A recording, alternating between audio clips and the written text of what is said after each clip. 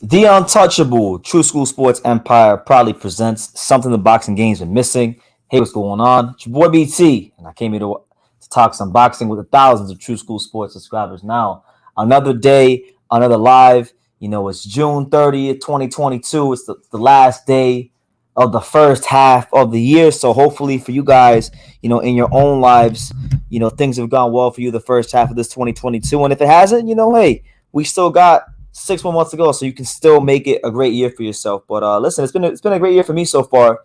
A lot of ups, a lot of downs, but definitely some ups to go. So really really excited about the second half of this year. I really think things are going to go to the next level here on True School Sports in the next half of the year. But we got a great topic today, an amazing topic today. And I already know. Make sure you all smash that like button if you're just tuning in. If you're watching a playback, smash this like button so that the YouTube algorithm stop fucking with your boy BT and that this video gets out to more people. But listen, y'all already know that when it comes to the subject of me talking about Canelo Alvarez in any sort of fashion, that's going to make headlines. That's going to make news because people always want to know, what is BT going to say about Canelo this time? What is BT going to or for the people that like Canelo, how is BT gonna hate on Canelo this time? Things like that. So, Ryan Garcia or Canelo Alvarez had some things to say recently about Ryan Garcia. Ryan Garcia has fired back. And let me just preface everything I'm gonna say before we get into the topic and jump into everything. I think that they're both right about each other. I think there's a lot of things Canelo said about Ryan that I believe to be true. And what Ryan said about Canelo, I definitely agree with. And I'm glad he said it because he said something that I say all the time about Canelo. So we'll get into all that as well as, boxing news. We'll break down this weekend's cards because I got to be honest. There's three cards this Saturday. We got Zolani Tete versus Jason Cunningham. We got Joe Joyce versus Christian Hammer. And then we got what's the other one? Joe Joyce versus Christian Hammer, Lonnie Tate versus Jason Cunningham, and Marius Breedis versus Jai Opatai. And listen, I'll be honest with you guys, I'm not really like over the moon about either one of these three cards. I mean, it's cool to see Joe Joyce back in the ring, but I don't think Christian Hammer should last more than 5 rounds with him. But you never know. Sometimes there's been a lot of weeks here covering boxing where, I think that the fights aren't going to be that good and they all turn out great. So, I have zero expectation for this weekend. So I'm hoping it turns out well for us boxing fans. But shout out to everybody here. Let's take some time to acknowledge some comments. Make sure you guys, if you got any questions, drop them down below. If you want to support the channel, super chat down below. Let me know what city, what state, what content you watch from. We'll get into all that. But shout out to my guy Abraham. He says, "Yo, Canelo and Ryan were both right, and that is facts." And I agree with you 100%. And for those that don't know what was said, we're gonna get into that now. So let's go to screen share. You guys, if you leave any comments. And I missed them, don't worry about it. I'll get to them all in a timely manner. But let's just jump straight into it because there's a lot to dissect today. So it's your boy BT, Brendan Taylor, True School Sports. We're in the last hours of June, so make sure you guys prepare for a great July. But here's what was said. So it all started with Canelo Alvarez. He was being interviewed about his fight with Golovkin. Obviously the big fight, the third trilogy fight. Legacy History Trilogy, 1 million buys. The big fight with Canelo Alvarez is coming up on September the 18th, so he's obviously doing a lot of press and media work for that. And he was asked about the subject of one Ryan Garcia. So here's what he said in regards to Ryan Garcia, word for word, verbatim. Let's see. Here's what he said. Now, mind you, he's responding to an interview Ryan Garcia did where Ryan Garcia is picking Golovkin to win. But here's what Canelo said verbatim. If you haven't already heard what he said the following, and I quote, hold on, let me highlight it for you guys.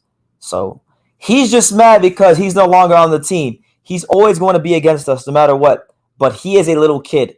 You need to understand him. He needs to learn a lot of things. My advice for him is to just do your job, focus on your career, win a world championship first, and then talk about other people because you've accomplished nothing, and you start talking about fighters who have accomplished a lot. When I was 20 years old, I was a world champion. So before we dissect any further, let's unpack that for a second because I think there's a lot Canelo said there that is true. Now, first and foremost, I think Ryan Garcia, in many occasions on his career so far, he has shown some immaturity, from lack of discipline to banging these broads and getting these girls pregnant and smashing TikTok girls and all kinds of stuff. Listen, I can't condemn the guy because if I was in this position and I was, had millions of dollars and status like that at that young of an age, I'd probably be worse than him. So I can't condemn him for those things. And neither should Canelo, because Canelo, I mean, for Christ's sakes, if you go back and you watch some of Canelo's fights, Canelo had a new girlfriend every fight. Canelo had, he's had a couple kids, and so he's been undisciplined in that regard too. But yeah, he is lacking a bit of maturity. He hasn't won a world title. But as far as Ryan accomplishing anything, I'm not gonna agree with that, because Ryan did beat Luke Campbell. Luke Campbell was a top 10 ranked opponent. It was a tough fight for him, and he found a way to overcome adversity, and it was a good win. So you can't really say he accomplished nothing. He has been a decent fighter in Luke Campbell. Does his career leave some things to be desired? Yes. But has he accomplished nothing? No, that's disingenuous. And as far as him being 20 years old and being a champion, well, Ryan addressed that in a later comment, and I'll get to that later on. But then let's continue from there. So here we go. So he says, I quote, "You can call out everybody and talk, but at the end of the day, you're doing nothing. We need to understand him. He's no longer with the Canelo team, so he's going to talk shit about us. It's fine. But you need to remember how much Eddie Reynoso did for him. A lot of things. And he and his father still owe Eddie some money. And Eddie doesn't say anything because he doesn't need the money. But it's not right. He's talking shit about everything in the camp. He came to my gym. We showed him love. We supported him. And he goes and says whatever. When a person is ungrateful, it's one of the worst things it can be." Now, listen. None of us were there, so we don't really know if Ryan truly was ungrateful or things like that. We don't know who's right and we don't know who's wrong. But what we do know is, Canelo Alvarez seems to be taking, Ryan Garcia's simple prediction of GGT very close to heart, because this is a pretty damn long soliloquy. All that he said was he thinks Golovkin is going to win, and Canelo's coming out here making personal attacks. So, some of this may be true, because I do agree with some of it, but I don't believe all of this to be true, because, there's feelings involved, and where there's smoke, there's fire. Now, he was asked of whether he still roots for Ryan Garcia. He says, yes, of course, why not? I'm not jealous of anything. I wish all the best for him. He was then asked if Ryan Garcia could beat Gervonta Davis. He says, I don't think so, not yet. If he puts his mind in the boxing and tries to learn, he can do a lot of things. He has talent. So a very non-committal answer there, a very fanciful way of saying, no, Tank's going to knock Ryan the fuck out. So that's Canelo's comments. Those are the thoughts of Canelo Alvarez and the responses to, Ryan Garcia and what he has going on and his predictions. But I respect Canelo. I don't hate the guy nearly as much as you guys think. There's a lot of truth in what he's saying. I agree with him. Like I think Ryan Garcia, like I said, Ryan Garcia has shown his immaturity a lot of times. Ryan Garcia has shown himself to be not ready for the stardom and all the things that come with being a top, creme de la creme, world-class fighter in boxing. So I'm with Canelo on those things. But as far as Ryan accomplishing nothing and these kind of things, Eddie owing him and him owing Eddie money, I don't know if that's true. Fighters and trainers say shit like this all the time when bad things happen, but you don't really know if that's true. So it's not for me to say. But shout out to my main man right here in Las Vegas, my main man, Rafael Calvo. Rex Raji says, Ryan mentioned something about Matthew Hatton. And we're going to get to that, because that's the part I really wanted to get to. Canelo had a kid early, too. He had a kid early. And you know what? Look, I think Canelo and Ryan are very similar as far as, they had the red carpet rolled out for both of them in boxing early on. I would say that Canelo he turned pro at a younger age and he was fighting more. So I think by the time he was Ryan's age, he was a lot more polished than Ryan is. By the time he got to, 23 or even 20, he was more polished than Ryan was, because by the time Canelo was 20, he'd already had damn near 40 fights. So it's easy for him to say that, but it's just two different routes. Canelo turned pro at 15 in Guadalajara. Ryan turned pro at 18, 19. That's a massive difference. Turning pro at 15 as opposed to turning pro at even 17 or 18 or 19 years old. So, that's just how I see it. But Todd Whitley, shout out to me, says, what summer is harder to take, here in Vegas or Florida? Oh, definitely Vegas, man. Summer in South Florida is beautiful. It's one of the most pristine and beautiful things God ever created on this earth. I love South Florida. There's a reason why I love South Florida, because it's damn near summer year round. But man, this dry heat in Vegas it's killing me, man. I mean, I went out for a run last night, and it just feels like someone's taking a vacuum and sticking it right in your throat over and over again. And it's very hard to stay hydrated. Sometimes you even be in your house in AC, sleeping. You wake up and you feel the need to suck down a whole bottle of water. So it's just a whole different way of life here. In Las Vegas, staying hydrated is a must. That's why every time I'm in Vegas, you always catch me with a water bottle nearby. I'm like that in Florida too, but in Vegas, it's like it goes to another level. You know what I'm saying? So Vegas, hands down for sure. But it's your boy BT, the untouchable True School Sports Empire.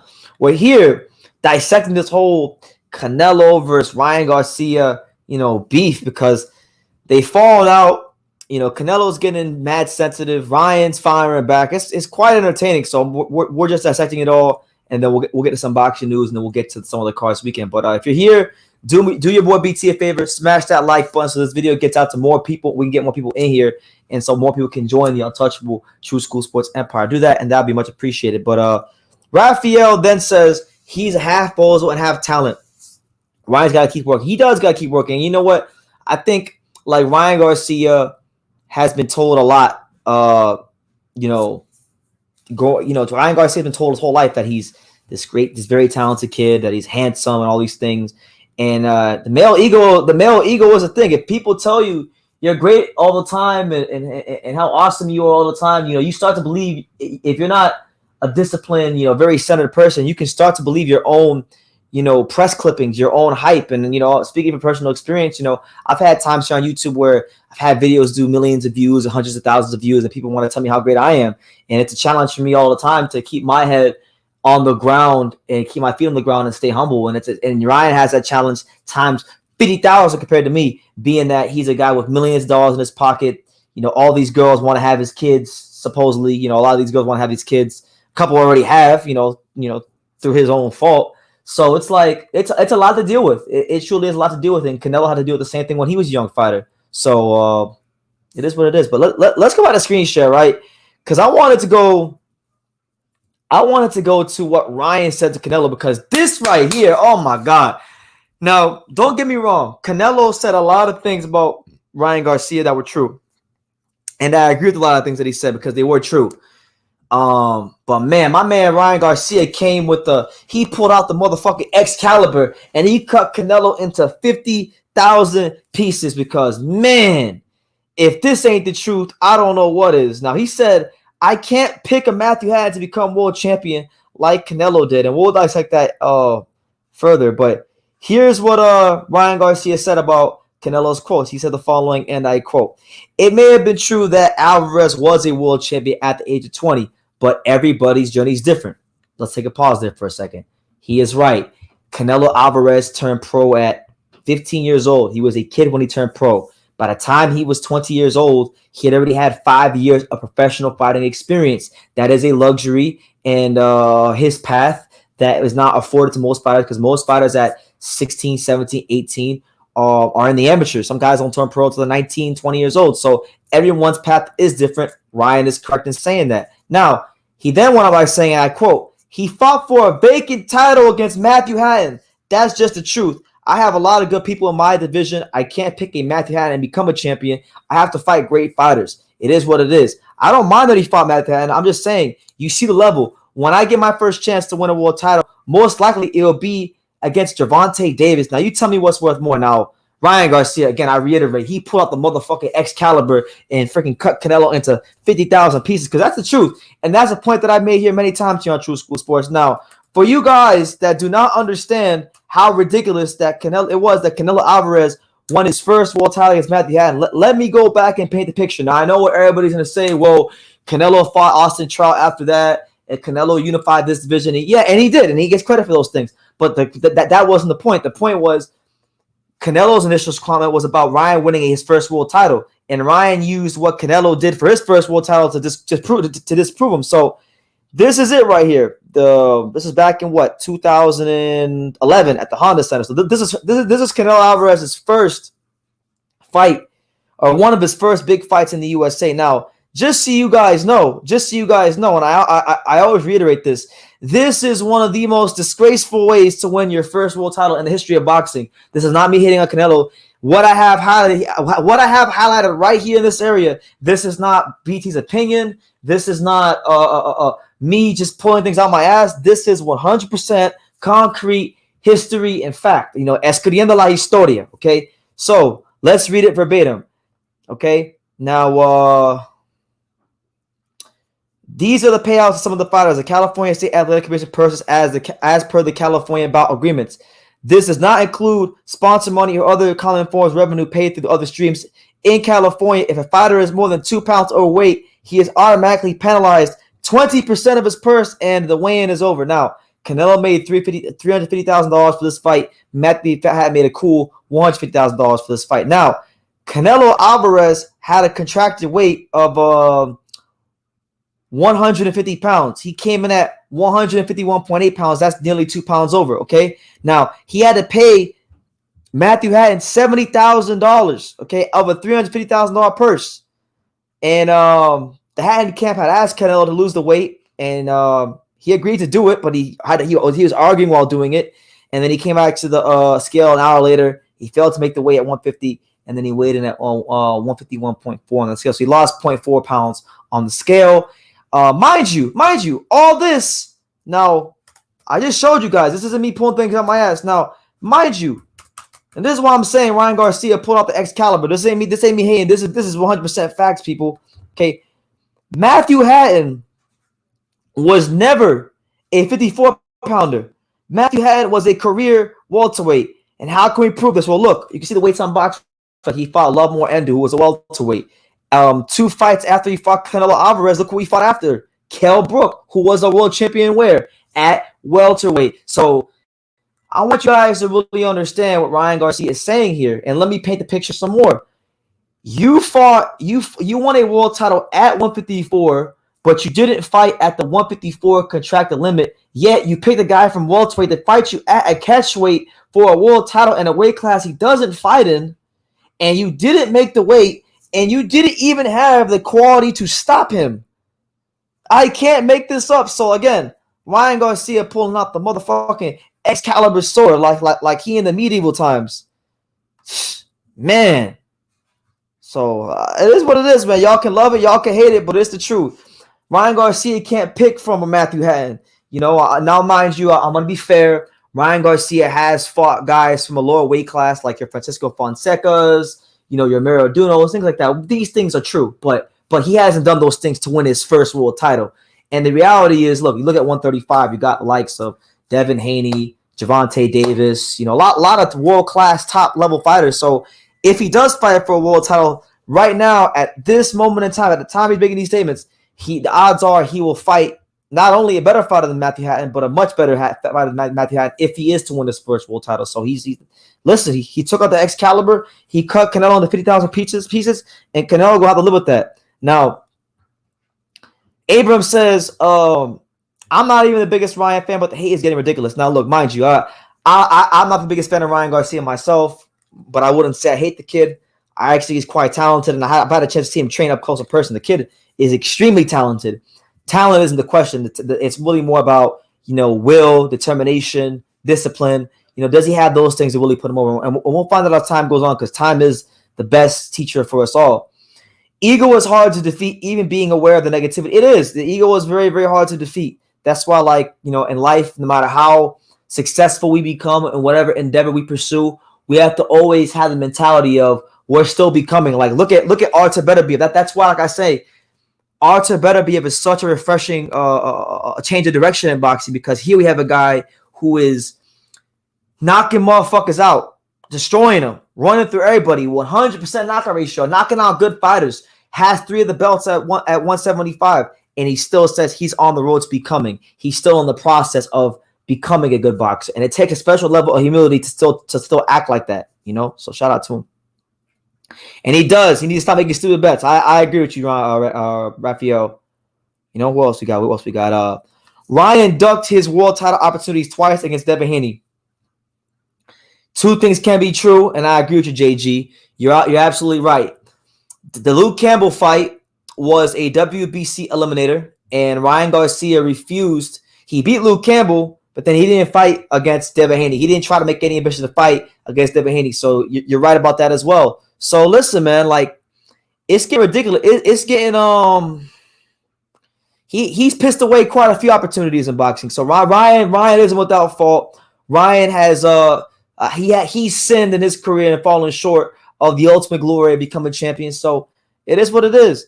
Yes, Kevin Effect. Yes, the truth bomb. Ryan Garcia pulling out the Excalibur sword and cutting Canelo up into 35 million pieces. Because, man, Matt, I have yet to see in the last 5, 6, 7 years, I can't think of a fighter who won a world title in a more disgraceful manner than Canelo Alvarez did for your first world title against Matthew fucking Hatton. Ridiculous. And that's not me hating. I mean, it's the truth. If any other fighter was fighting at 154, never won a world title before, fights at a catchweight against a guy who's not from the weight class, misses the catchweight, and then fails to stop the guy who was already perceived to be inferior to him, that guy will get criticism. But because it's Canelo, it doesn't get the same criticism. So it is what it is, man. You know, we just calling a spade here. It's no hate. You know, listen, man, I live too much of a joyous life to hate another man. I don't know Canelo. I don't know Ryan Garcia, but I'm just here to talk the facts. You know what I'm saying? Canelo was talking a lot, but at that young age, he won.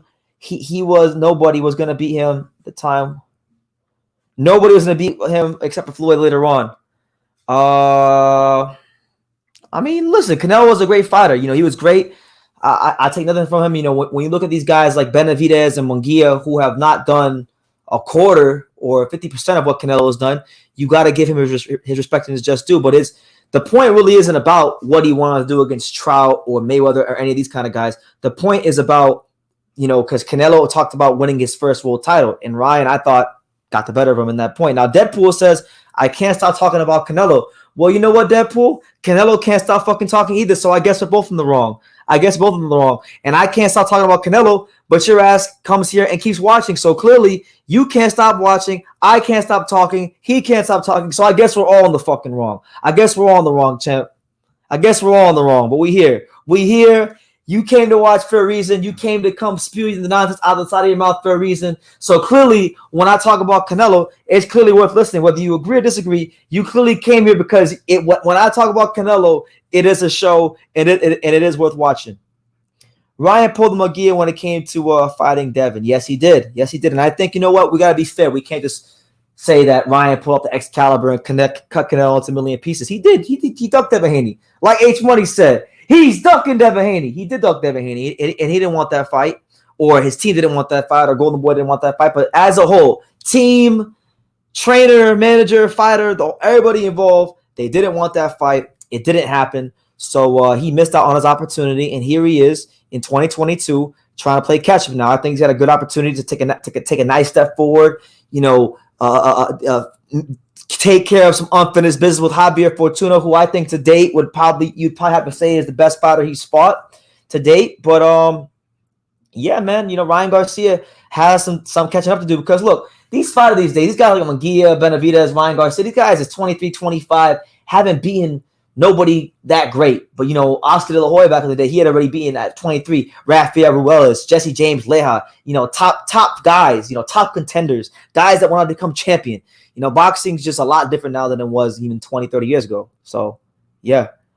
You can't criticize Canelo without being a hater. Listen, there's no anger in my voice. I'm not sitting here downplaying Canelo. Canelo's a fantastic fighter. I'm actually rooting for Canelo to beat Golovkin in the next fight. So I don't know why everybody's saying I'm a hater. You know, I would like Canelo to beat Golovkin and punish him for being complacent. You know, I've always went out of my way to say what behind all the shit I've talked about Canelo. I've always said, look, A-level fighter, you know, creme de la creme guy. You can't hate the skills, the ability. It's more so how he conducts himself out the ring where I have a problem with him at times. But, you know, really, really good fighter. How can I sit here and say he's not a good fighter? He's a hardworking fighter. He's been fighting his entire life. So that's what it is. Sal Baraja says Canelo was 20 when he faced Ham. By 22, he defeated Trout. By 23, Ryan's age, he was fighting Floyd. Ryan has no time to talk. But he does, Sal, because the point is it wasn't about him at 23 or 22. Canelo started talking about being a champion at 20 years old, winning his first world title, and then he said, "Oh well, Ryan hasn't won a world title." And Ryan, I think, had the best point. You won it against fucking Matthew Hatton. So what? You won it. So what? Canelo beating Matthew Hatton for his first world title is right on par with Jaime Munguia beating Saddam Ali. It's the same shit. It is the same thing as Jaime Munguia beating Saddam Ali. You can hate that fact. In fact, I would even say Matthew Hatton is actually worse than Saddam Ali. Saddam Ali was better at welterweight than Matthew Hatton was. No doubt about it. He was a better welterweight at 147 than Matthew Hatton was. So I would actually put it beneath Saddam Ali. Matthew Hatton is worse than Saddam Ali.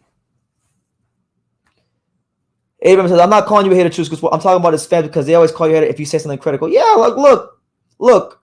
I don't know the guy. I met him one time. He's actually still like a pretty nice guy. So that actually won some brownie points in me.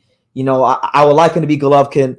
You know, I've said plenty of positive things about him in the past, but that doesn't get any. There was one time, I'll never forget this shit. There was one time before the Caleb Plant fight, I literally made the most unbiased breakdown of the fight I could, and people still call me a hater, even when I wasn't being a hater. So I can't win. So if they're gonna call me a hater, then I'll show them what a hater looks like. You know what I'm saying? So it is what it is. Ryan and Canelo benefit from a strong Hispanic fan base, but haven't done much.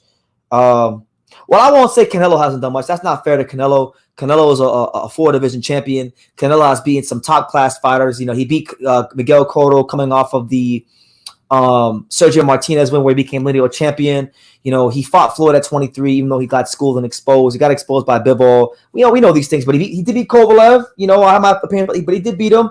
And he has gone undisputed, and he has beaten some good fighters along the way. So I can't say Canelo hasn't done anything. That's disingenuous for me to say. But what I will say is, yeah, Ryan's career at this point leaves a lot to be desired. And there are some things in Canelo's career where I'm like, you know, you guys, I don't gotta name the names. You guys know the guys I want him to fight. So it is what it is.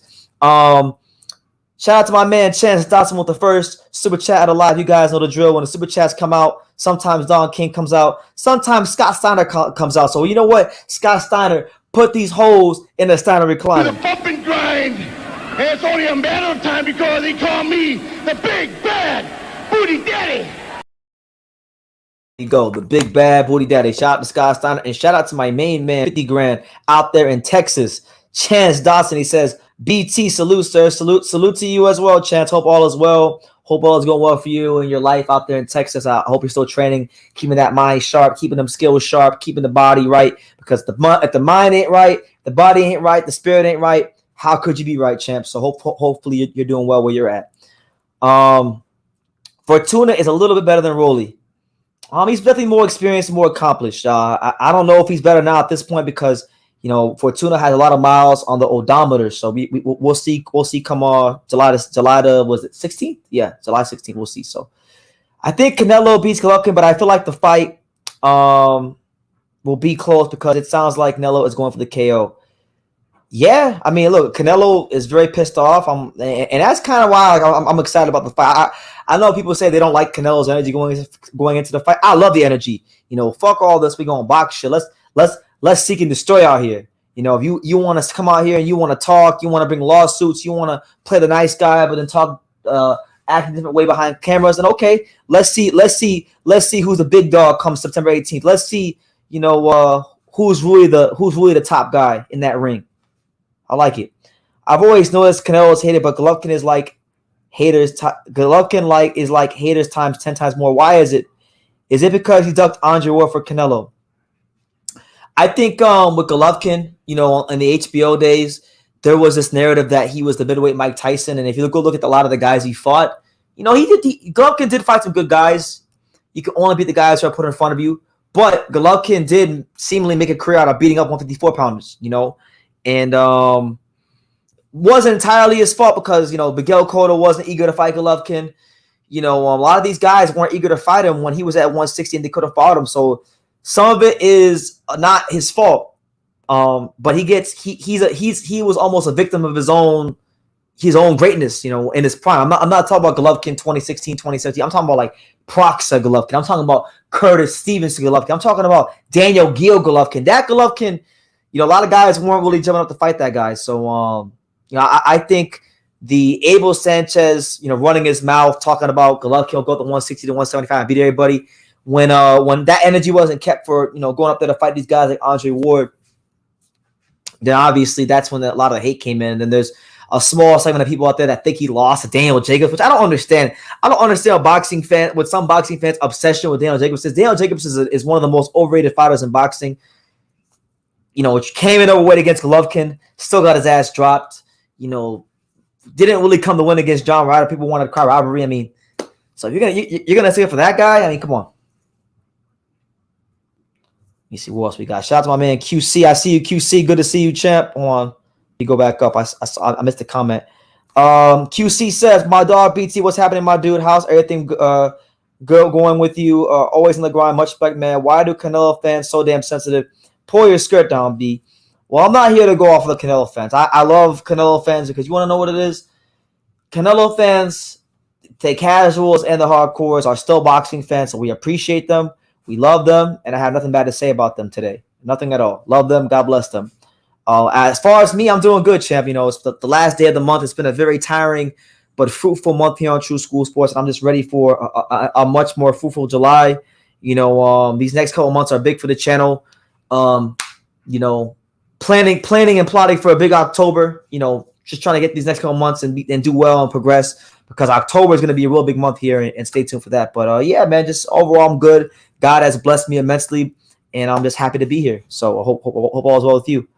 Let me see what else we got. By the way, shout out to everybody here. We still got to go through the boxing news and run through the fight, so bear with me. But Ray Donovan says Miguel Cotto was done as Martinez was finished. So I mean, what has he done against competition besides lose and have excuses? Talking about Cotto? Oh, Kovalev. Yeah, look, Kovalev. I love Kovalev, but when the latter part of his career, he went out like a punk. I love the guy, but he went out like a punk. So it is what it is. BT, can you name the best fighters Canelo fought in your opinion? Absolutely. Well, obviously, the two best guys that he fought, in my opinion, would be the guys he lost to. Floyd Mayweather and Dmitry Bivol, two extremely great talents, A++ fighters, two of the most technically proficient boxers this sport has seen in the last 25 to 30 years. You can't put anybody else he's fought above those guys. After that, you say Golovkin, then you say Caleb Plant, Austin Trout, Lara. He's fought some good guys. I'll even start with the guys the good veterans he fought when he was a young fighter. When he fought Leonardo Tyner, close fight. Some people thought he lost, but Leonardo Tyner was a good fight for that stage of his career. Larry Mosley, another good crafty veteran, very good fight for that stage of his career. So I can't be disingenuous. I can't sit here and say Canelo's a bum and he's fought nobody. Now, is his resume a bit exaggerated of how great it is? Yes, it is. I think his resume is a little overrated, but you can't sit here and say he hasn't fought anybody. That's not fair either. Canelo is upset that GGG called him a drug cheat. Well, hey, he did test positive, so it is what it is. Canelo is funny as hell, saying all we want is a payday. Well, Canelo ain't fighting for free either, so that's called projection. That's called projection. When he fights for free, he should say that as well. You should put Golovkin because the decisions were BS. Well, I think he definitely lost the first fight. The second one, I thought the second one, I thought Golovkin won the second fight, but I thought it was closer than the first, and he had a case to win the fight. So I don't really get mad about the second one, but that first one, oh my God, Golovkin had Canelo huffing and puffing like the big bad wolf, ready to blow his motherfucking house down. So that's just what it is. By the way, everybody show love. I forgot to acknowledge him earlier, but everybody show their love, respect, appreciation, and adoration for the one and only, often imitated but never motherfucking duplicated Pops. Shout out to Pops back home in South Florida. Pops back home in South Florida, resting and still recouping from the long and arduous, very exciting New York trip. Shout out to him. Hope Pops as well. All Canelo highlights are with Daniel Jacobs. He's kind of overrated. He is a little bit. I won't be too harsh, but yeah. Let me see. Shout out to everybody here. What else we got? All right, so I'm gonna get to so we're gonna go to 2 or 3 more comments, and then from there we're gonna pivot into some boxing news, and then we'll go and we'll break down some cards from there. So bear with me, but shout out to everybody here. Make sure you smash that like button so that we get more people in here. And yeah, definitely take the time to subscribe if you're new. Let me see. We got a man who says, plus the thing with Ward was that Ward was a division higher. Then he had surgery on his shoulder. When Ward came back, he was at 175. Why should Golovkin go up to 175? Yeah, I agree. I remember that Ward had the surgery. He had promotional issues. He had all kinds of things going on with him at that time. So,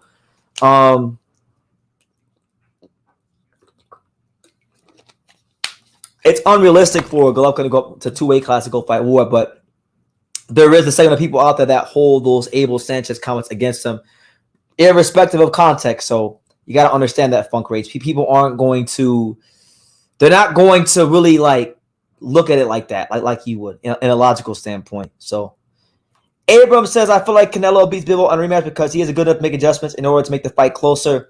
Even if Bivol dominates again, they'll rob him. So I don't want to see it. And to be honest with you, that's the exact reason why I don't want to see that fight. To hell with that fight.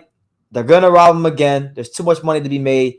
I think Bivol should use his newfound momentum and try to really, really establish himself as the top guy at 175 because, with Artur Beterbiev knocking, everybody and the mother out, a lot of people, myself included, are starting to question, is Bivol really the best light heavyweight? Because, all respect to Canelo, he was a former light heavyweight champion and whatnot, but he's not like a real natural light heavyweight. So the reality is Bivol's best win is against a guy who's 5'7".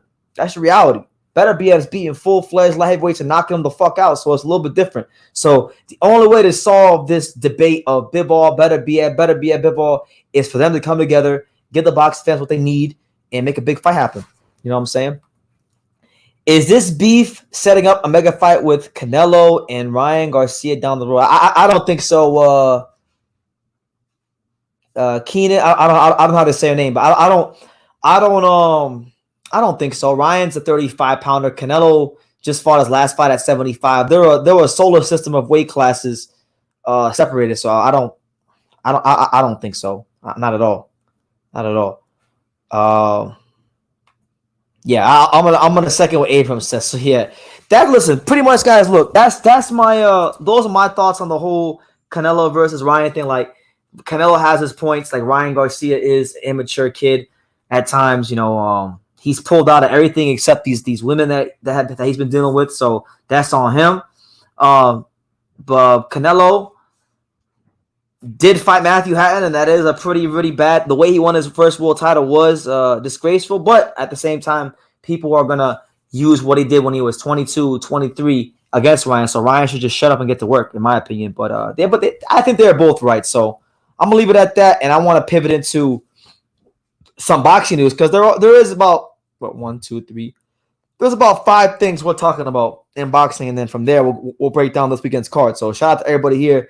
Make sure you smash that like button, drop your comments down below, and definitely feel free to super chat. And listen, shout out to everybody back home in South Florida. I'm rocking the throwback, Marlins jersey on. I'm hardly home, but I'm always repping. So shout out to everybody back home in South Florida. But let me see. So we got I found this interesting. Now, I'm not a lawyer, all right? I'm not no legal expert, but this was some news from yesterday. So the Nevada district judge rules in favor of Crawford to return top-ranked lawsuit to state court. So apparently this is good for Crawford because now I guess they're going to go ahead and look into this a little deeper. Terrence Crawford, he's looking to really go ahead and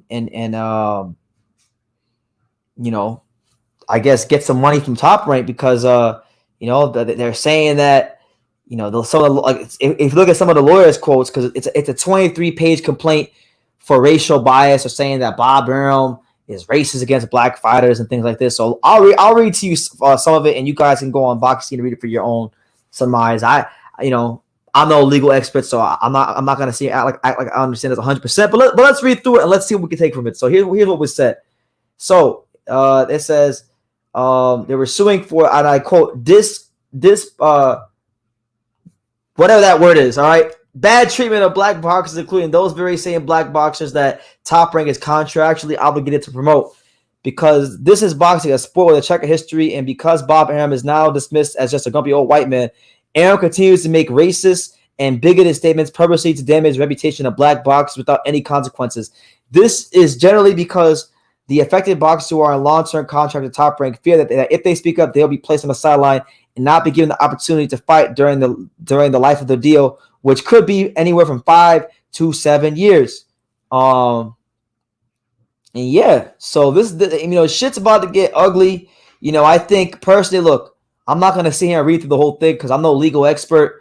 But what I do know is it looks like Terrence Crawford has some things, going in his favor as far as court is concerned. Now, look, the way I see it is this. I personally think that this is a way to completely excommunicate Bob Arum out the picture so that they make this fucking overrated, drawn-out, piss-stain of a fight between Terrence Crawford and Errol Spence. Yeah, and I'm going to say it like that because the reality is this ain't no fucking big fight like that. Like this, as far as revenue and things like that, this ain't no top 3 fight in boxing. This ain't bigger than Canelo versus Golovkin 3, which is much I hate to say that it's true. It's not bigger than Fury and Joshua B. It's not bigger than Tank and Ryan would be. There's a lot of fights in boxing that would generate a higher gate than this fight. But here we go. We're still getting it dragged out. Now I'm to the point where I'm like, I don't care. I do not care about this fight. Like, I don't care about these lawsuits because, truthfully, look, who's to say, right? Al Heyman's a powerful guy. Al Heyman's a very, very powerful guy. Who's to say that Al Heyman ain't behind, some of the things going on in behind this? You just don't know. But, yeah, they're trying to shame Bob Arum and call him a racist when this is the guy that's made more big fights for all. I'm not even going to say black fighters. All ethnicities of fighters. Guys made more fights than anybody. All right. And I'm saying we're going through all this nonsense for this fight for Crawford versus. I mean, come on, man. Like, I'm to the point where like I've actually become. Terrence Crawford used to be up there with Chocolatito, up there with a lot of guys. As far as my favorite active fighters in the sport. Every day that passes by, Terrence Crawford's just going down and down and down and down on my list. Like I don't feel this fight. I don't care about this fight. Like, who cares? Because it's not in between the two best welterweights anymore. You got one guy who's 34, gonna be 35. You got another guy who's like 31, 32. You got Jerome Boots Ennis who's knocking out everybody and their mama. You got Virgil Ortiz who's knocked out everybody and their mama. People want to see the welterweight division move on, and all these guys are just holding up the division from these young killers like Boots, like Virgil Ortiz, like Styonus, even motherfucking Conor Ben, even Rashidi Ellis when he gets active. They're holding up the division from these guys that are trying to move forward. So, no, I'm telling you right now, I'm telling you, y'all don't have to believe me. I'm not asking you to believe me. But I do not care about this fight. There's not an ounce of excitement. There's not even an ounce of excitement for this fight. Straight up. Don't care about it. And you know what? I'm going to say this. It's actually not even a big fight. You want to know why it's not a big fight? Because it's not finalized. This fight this weekend with Marius Briedis and Jai Opatai. That's a bigger fight than Crawford Spence. You want to know why? Because it's finalized. All right? Freaking Joe Joyce versus Christian Hammer. Doesn't seem to be a big fight, but it's bigger than Crawford Spence. And do you want to know why? Because it's finalized. Any fight in boxing that is finalized is bigger than Crawford Spence. All right? Fuck Crawford and Spence. All right? I don't care about that fight. May the best man win. I don't care who it is. I don't even care. I don't even care if Crawford gets knocked out. That's how much I don't care about this fight. 3 months ago, you used to hear me say, "Oh, well, Crawford's gonna knock out Spence." I don't even care anymore. I don't care if Errol Spence knocks him out in the first round. Good. Whoever gets knocked out, whoever loses, good. Either way, it's good. As long as this fight is just done and dusted, I don't care anymore. The division needs to move forward. Jerron Ennis, Virgil Ortiz, Styonus, Conor Ben, even these guys, the future, the future Rashidi Ellis, hand the reins over. Hand the motherfucking reins over already. Like, that's where I'm at with this damn fight. But, yeah, that's the news. So, they're suing Bob for racial bias, saying that he don't treat, black fighters right, whatever. That's not for me to say or not say. What I do know is Bob Arum is a Hall of Fame promoter. He's made more big fights for all ethnicities than any other fighter, any other promoter in the damn sport. So miss me with the bullshit. All right, please. Hyro says, yeah, fuck Crawford. I hope he retires. Damn, Hyro landed SmackDown. Shout out to my main man, Freddie. Box Talk 101. Make sure you guys do me a solid. Subscribe to Box Talk 101. They're dropping the heat over there. So please go show support. He's definitely a real one. Carl Hansen, my brethren from Australia, says Virgil Ortiz is the real killer. We're gonna find out just how much of a real killer he is on August the 6th when Virgil Ortiz takes on Portsmouth, UK's very own, the awkward, deceptively strong, underrated Michael McKinson. Looking very forward to that fight. We'll see. Should be a good fight. Virgil Ortiz's first southpaw he's ever fought. His first undefeated fighter he's ever fought. Looking very forward to that fight. But let's pivot into the next article, next piece of news. Make sure you guys smash that like button. We got Josh Taylor. Okay, I'm still the president of the Josh Taylor America fan club. I'm just a little silent right now because of what happened with Jack Catterall. But Josh Taylor, he's saying that Jack Catterall is desperate. Now, let's get into what he said about Jack Catterall. He said, I quote, he told Sky Sports, and I quote, he's coming across a little bit desperate. I can understand where he comes from. He felt like he won the fight. I'd be disappointed as well. But I wouldn't be moaning and groaning the way he's going on and on. It's just ridiculous. I can't understand how he's feeling. He's felt like he won the fight. I felt like I did just enough to win the fight, so it was a close fight. It could have gone either way. The judges gave it to me. The way he's acted since and the way he's coming across on social media makes you want to shut him up. It's one of the main reasons I stayed at 140 so I could get that fight. We're doing everything in our power to make this fight happen alongside the Zepeda fight as well. If not, after the Zepeda fight, the next. This time around, the motivation is there, which I never had the last time. The motivation is there because of everything that happened since the last fight. Hopefully, the sooner the better for me. The only reason I'm staying at the white is to fight Catterall. So, look, I like Josh Taylor. I'm still a Josh Taylor fan. But the reality is, look, Josh Taylor, all right, Josh Taylor, we don't know what he's gonna do because look, he looked weight drained as hell that fight. I don't think he stays at the weight much longer. If he really wanted to fight Jack Catterall, he would. If it really meant that much to him, because mind you, he's not the undisputed champion anymore. He doesn't have the WBA belt. So if he really wanted to make a point, he would vacate all the titles, fuck the Zepeda fight, and he would go fight Catterall next. But is he doing that? No. He's using the Zepeda fight as an excuse to delay the fight. He'll fight Zepeda. He'll either lose or win a close fight. He'll look weight drained. He'll look bad enough to have to move up to 147, and he will go up to 147, and he will not fight Jack Catterall. I will bet the house on that because – why would he want to fight Jack Catterall? He was able to, on paper, escape out of there with the win. He was able to, basically maintain the O. So why would he fight a guy that's high risk, low reward that he knows is going to give him a tough fight? Mind you, he's still not, he's weight drained. He is anybody with two eyes, let alone four like me, can see that Josh Taylor's weight drained. So why would he do that? I'm surprised he's even staying 140 for Zepeda. So listen, if Josh Taylor does fight Catterall at 140, then full credit goes out to him. But I just don't see it. I really don't. I think he fights Zepeda, whether he wins or loses. Those, I think, if he wins the fight, the belts fragment, and the division becomes a free for all for belts. Much like heavyweight was all those years ago when Fury had all the drug problems and he basically went ahead and he vacated all the belts. So, yeah. Verbio says he wants TFE versus Catterall for the vacant belt. That'd be a nice fight. I know they talked about that fight on Twitter. I like that fight. And I like Josh Taylor. Josh Taylor, as much as I hate you to say this, he's still one of my favorite fighters. I can't just abandon Josh. Josh Taylor is one of my favorite fighters. I don't got a short memory. I got a long memory when it comes to boxing. This is a guy that had a great run at 140, beat Regis Prograis, beat Baranchek, beat some really, really good fighters at 140.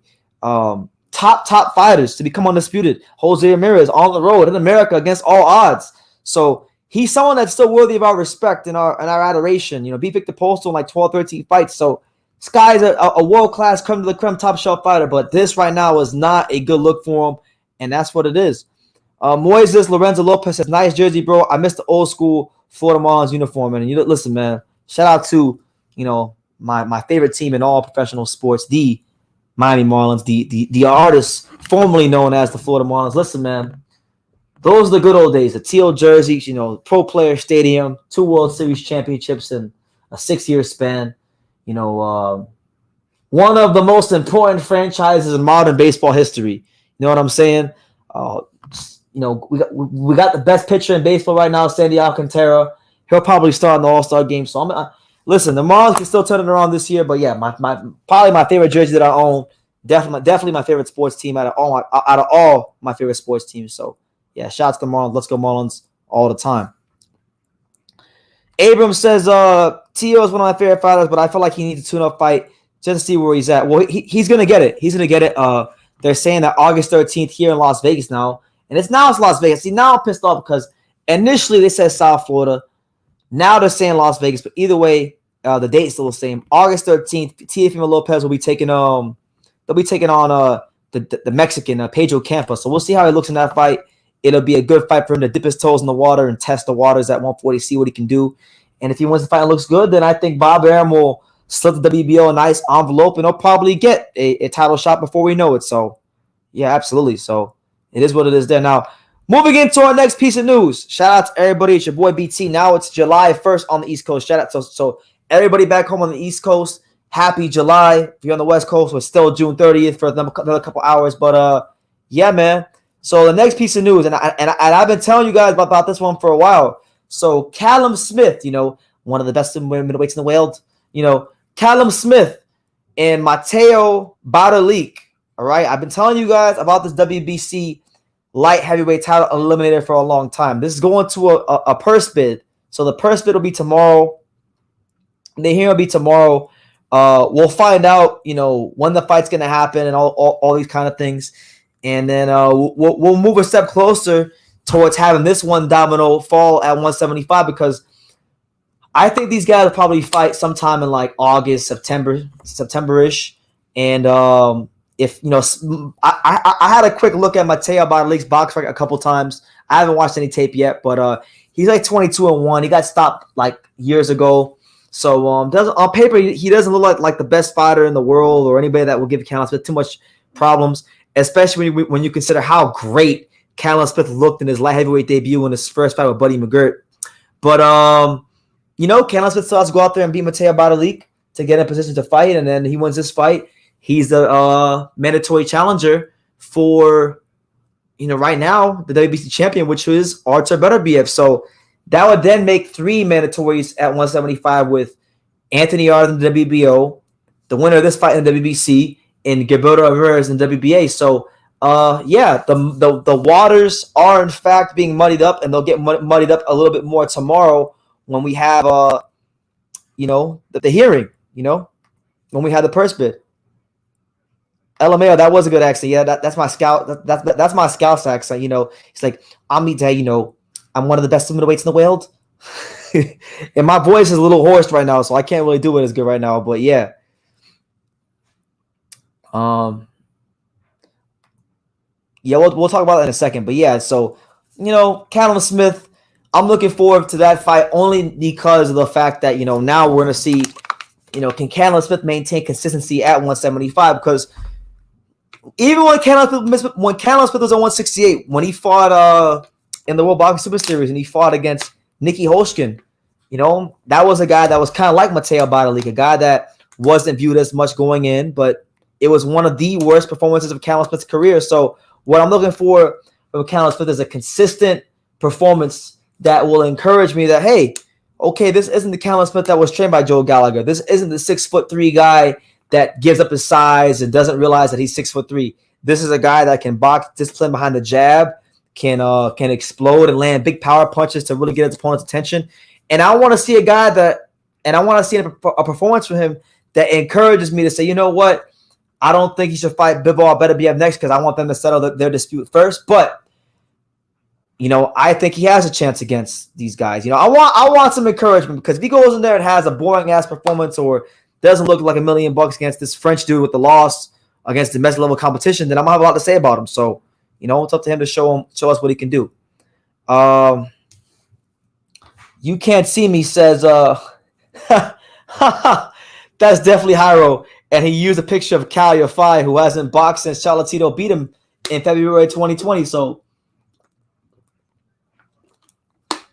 clever stuff there from Hyro. I did hear about it. It's unfortunate that Guy Estrada isn't fighting Joshua Franco. He's ducking Joshua Franco because the reality is, look, Cholatito beat this man twice. He beat this man convincingly twice. And Guy Estrada shouldn't even be afforded the opportunity to fight Cholatito next. Honestly, he should go see Joshua Franco and see if he can handle that. All right. And then Cholatito should be fighting Bam next, but that's not how it's going to work. They're going to fight each other. I think Romo Gonzalez probably beat him again. They'll probably rob Cholatito on the cards because, Cholatito is with Tekken Promotions, the same promotion company as Bam. So you don't know if Mr. Honda will want to make that fight. But then, right, if Gaio wins, Gaio is not a Tekken Promotions fighter. So then it'd be a lot easier to make Gaio Estrada versus Bam Rodriguez next. So I'm not really looking forward to a third Cholatito Estrada fight because I already know who the better fighter is. I saw Cholatito beat Gaio Estrada twice. Gaio Estrada should really be fighting Joshua Franco, but can't get what we want in boxing. You know what I'm saying? So that's what it is. What do you think of Buatsi versus Bivol? Personally, I got Bivol YUD. I think Joshua Buatsi, his name should not even be linked to Bivol right now because he's ranked number 2 in the WBA behind the number 1 WBA ranked contender and the mandatory challenger, Zotto Mir. So my thing is, if he wants the Bivol fight, he should fight Zotto. But Eddie Hearn don't want to do that. They want to try to jump the line. He ducked Cholatito. He can't pick and choose when he wants to duck him. Yeah, he ducked Cholatito. He's pulled out of fights. He's pulled out of everything. He's pulled out of fights with Cholatito. He's ducking Joshua Franco. He's pulled out of everything but making them damn kids. And that's why he ducked Cholatito. He's over here faking COVID, having twin babies. Look, I like Guy, but he's been on some bullshit recently. It's ridiculous. But anyway, let me pivot into the next piece of news. So we got your boy, Jarrell Big Baby Miller, fresh off of his win in Argentina. Y'all can say the date. He'll be boxing again. Just over 3 weeks from now.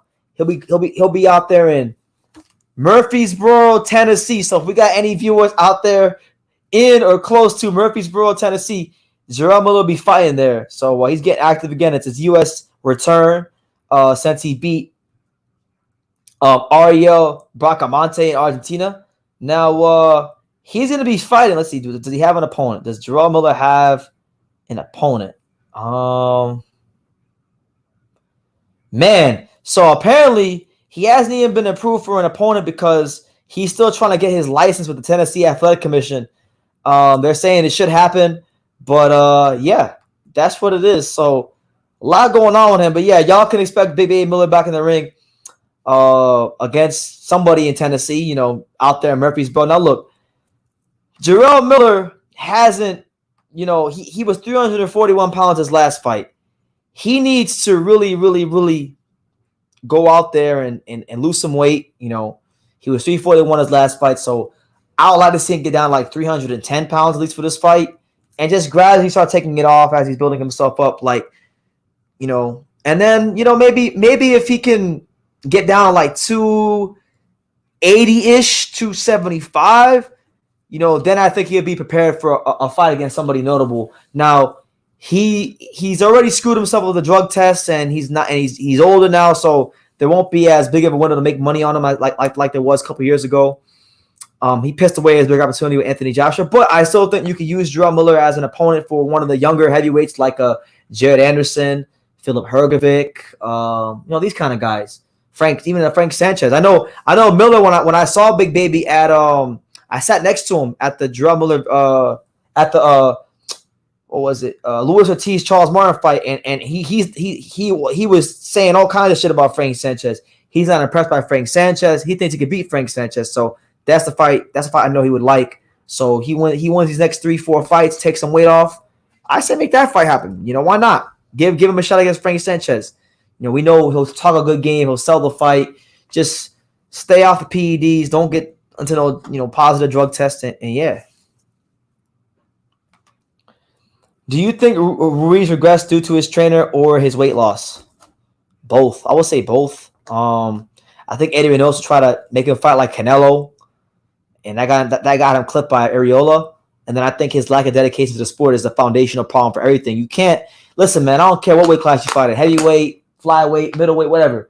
You can't give yourself to win at the elite level of boxing if you're out here cutting corners and you're training and your weight loss and things like that. You need to be out here giving boxing your 110% because boxing is like a jealous girlfriend. You know, if you cheat on your girlfriend, she'll find out. So boxing is very much the same way. You cheat on boxing, boxing will be kind to you back. So that's what it is.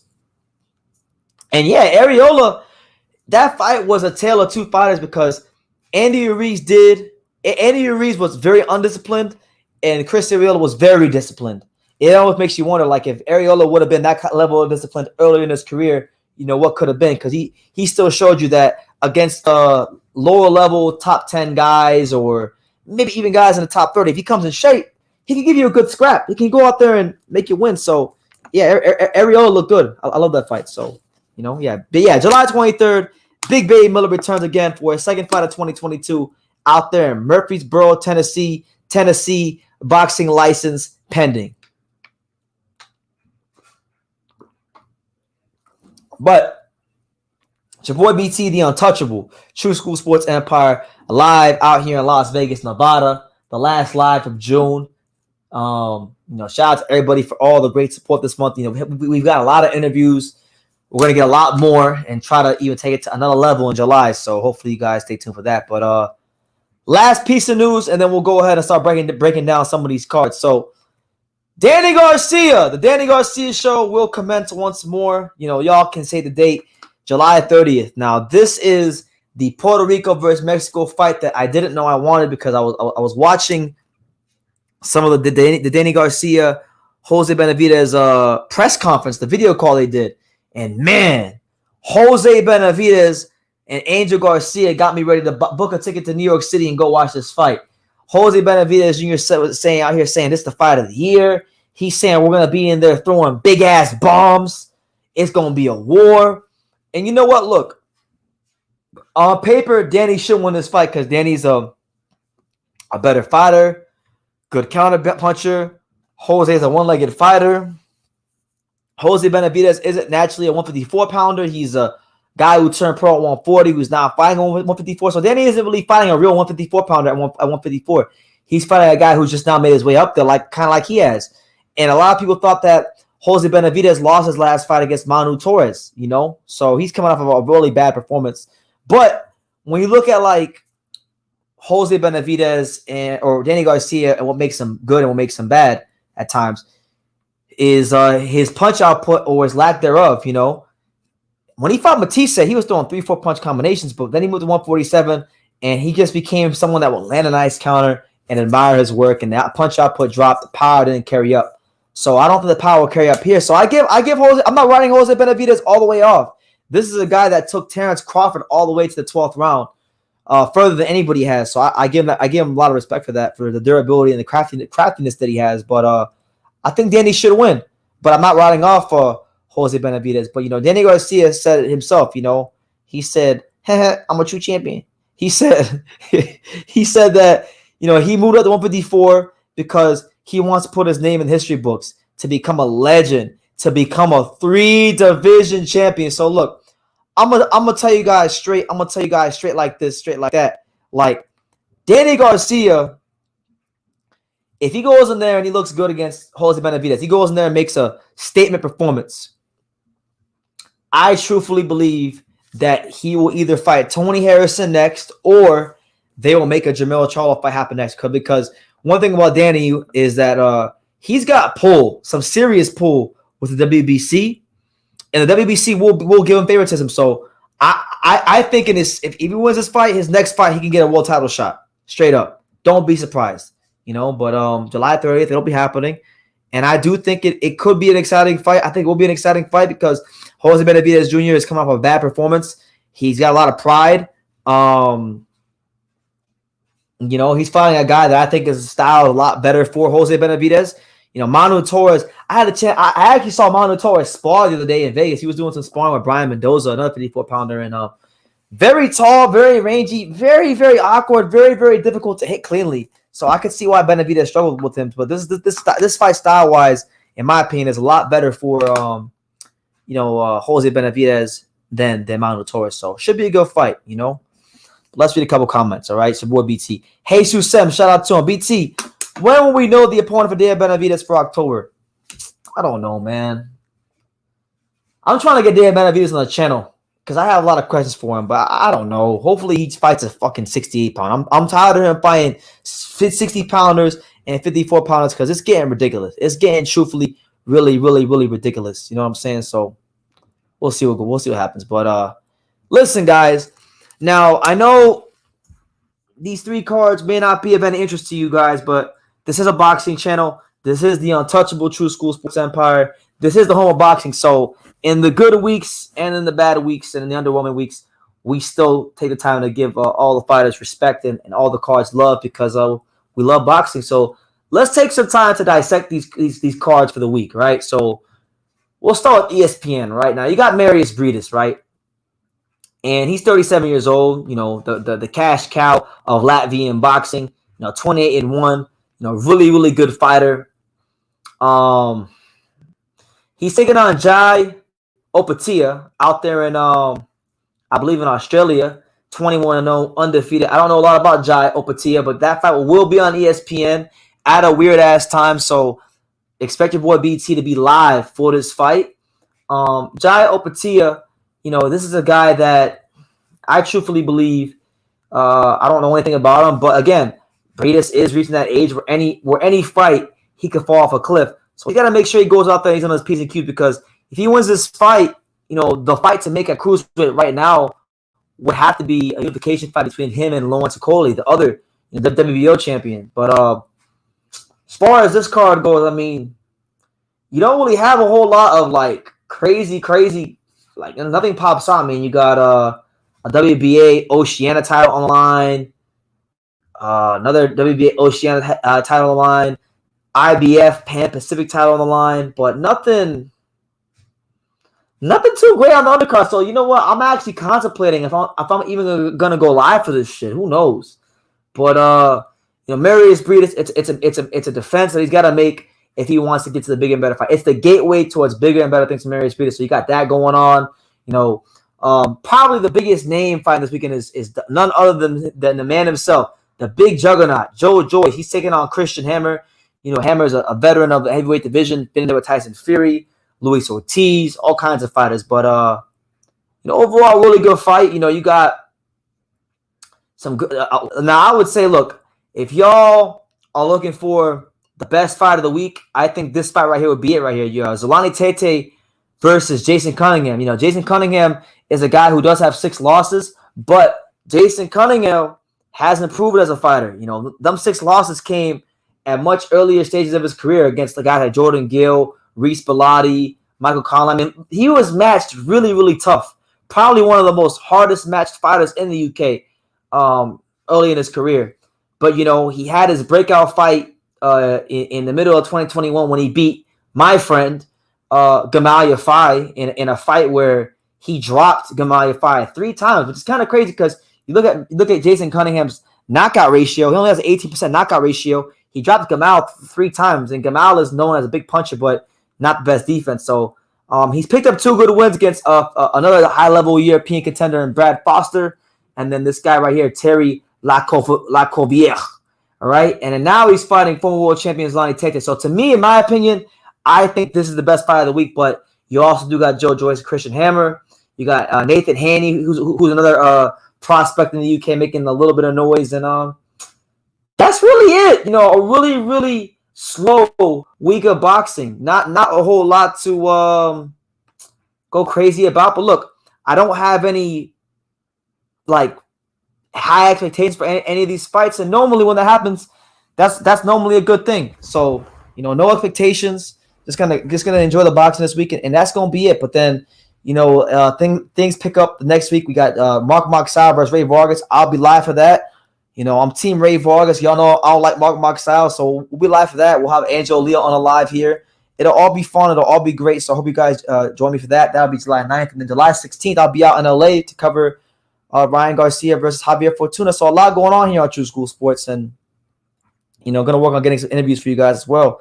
BT, I got the next Edgar Berlanga or Dave Benavidez trade pick. It's Avni Yildirim. He is on a little 3-fight win streak. He is. Avni Yildirim has been in Turkey and in Europe picking picking up some decent wins for himself. And, they can say they can market him as a former world title challenger. The guy that fought Canelo, he's a measuring stick that you could use against Canelo. And then if any of these guys are able to get rid of Yildirim in less than 4 rounds or whatever it was, then they can say they did better than Canelo. So, I can see it. I can really, really see it.